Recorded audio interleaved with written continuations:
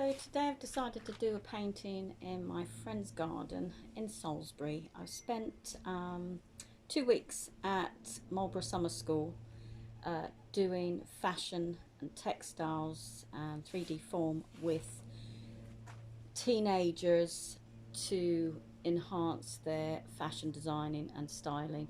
But my love is also painting.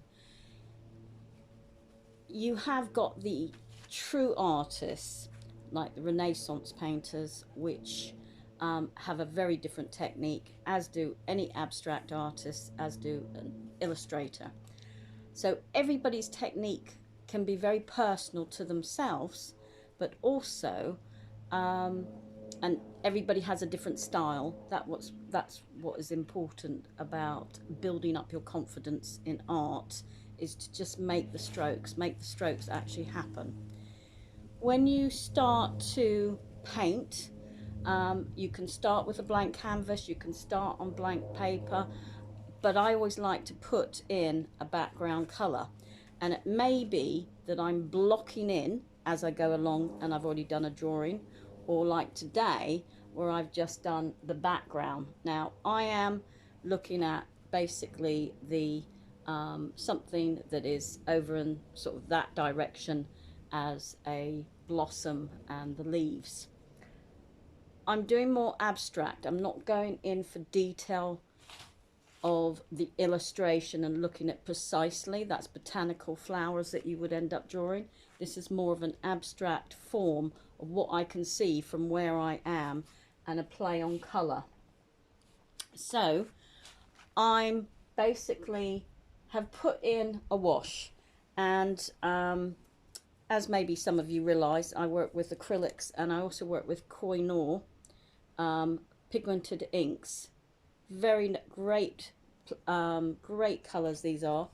I also work with sea white acrylics at times, and I also work with system 3 or even golden acrylics. So it doesn't matter. If you are a novice to this, I would suggest you just start. You don't have to go and spend loads of money, but we just start and get started on canvas. I've got two loves. I actually like working on really good Bockingford or really thick watercolour paper, which could be a Waterford as well. But at times I do go on to doing a canvas, and today I'm on a I think it's probably about a 2.5 centimetre canvas wide, and I've started portrait. I started off with mixing these and taking the background colour of working with my emerald green and my light green here, and then once I did the wash, I went in with basically the acrylics, kind of mixing up an acrylic palette, working with my tones, working from dark to light and building up the colour. I've now gone back in for the leaves from how I see them, and I'm sure if I went closer, no, they're not like this, but I'm not doing a detailed design. I'm doing it as more, as I said, an abstract. So now I'm going back in and I'll go over the top and use acrylics to highlight. So I just thought I'd show a little bit of what I do and building up your technique. So this can be for beginners, it can be for intermediates, it can be for highly qualified people. We all have a different way of doing things. Now, I've been instructed way back then, from Renaissance paintings to abstract to just doing a still life and do it as is. Because I've got a design aspect to me, I like to actually put in a little bit more colourful, and I won't say it's always true to life. I can do precisely, but I'm a floral designer generally. So just learning to paint and how you paint is up to you. There's loads of YouTube videos, but what I would say is that if you want to follow my my style, and working with water, basic water and acrylics, that you subscribe to my channel at Laura's Place of Art, and it's on YouTube, if you like what I do. So I'm just going to paint away, and I'm going to be a little bit quiet now. So thank you for listening. Right, always have your water. So I'm working with my turquoises and dark blues. I'm going to go in with a bit of purple in a moment. I'm working with yellows as well, and a little bit of emerald green, just hitting colours that are coming through. So at the moment I'm going to work with my yellow, and I'm just going to start to, this is kind of done as a highlight, and as I do it you can kind of just start building up.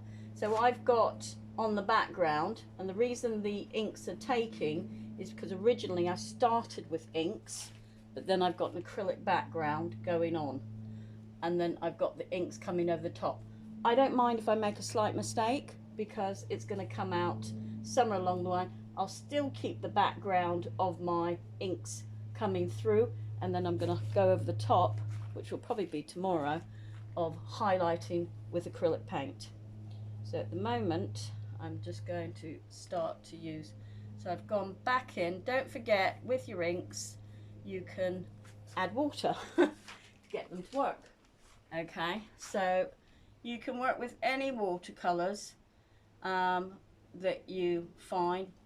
There's Winsor and Newton, there's Reeves, there's a lot of different watercolors. You can go wet, or you can do just basically tubes, or you can go for a palette. These are special, not expensive though. They're about $2.99 you can get them for. I get these from TTS, but I buy in bulk, so you can get them from Sea White, and I think you can get them from Specialist as well. I have seen them on Amazon for £4.99, £5. Really, they're only about, if you buy in bulk, they're about $2.25, or if I was just going to buy for myself, they're $2.99. So that's in pounds, by the way. So you can just build up what you have. So as you see, I've just got a little bit of running, so I'm just going to put a little bit of a leaf in there and basically carry on. So although I am looking at something and it's got a lot more leaves and darker than what I'm probably doing, it will get darker as I go along. So when you start a painting, you're not going to finish it in 3 hours. I can tell you that now, unless you're doing a piece of fruit or something like that. But when you're doing something that's a little bit more detail, you can add in different things, the elements that you like. You can do it what you see. So I'm still keeping my eye on what I'm doing, so I'm not totally going off on my own agenda.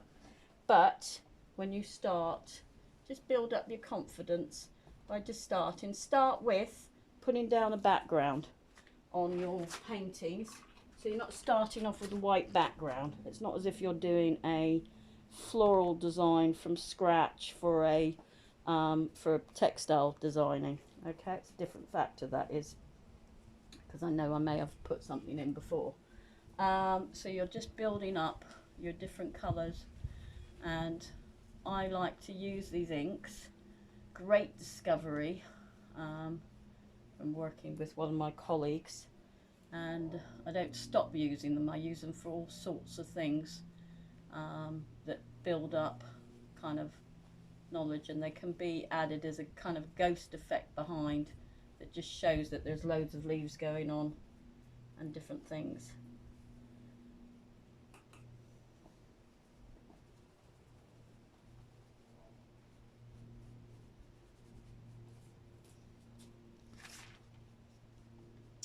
So I have these two kind of sort of flowers, and they're actually purple, and the green's coming through, and they've got parts of purple and parts of pink coming through. I haven't quite started with those. I'm just kind of concentrating what's here. There is a little bit of pink coming through on the side, which is going to be, you know, a pink flower if I choose to put it in. You don't have to put in everything you see. Get away from doing that. Just kind of concentrate. when you do the background, get the colour on as quick as you can. It doesn't matter which way you go, but then when you let it dry, smooth it out in just one direction.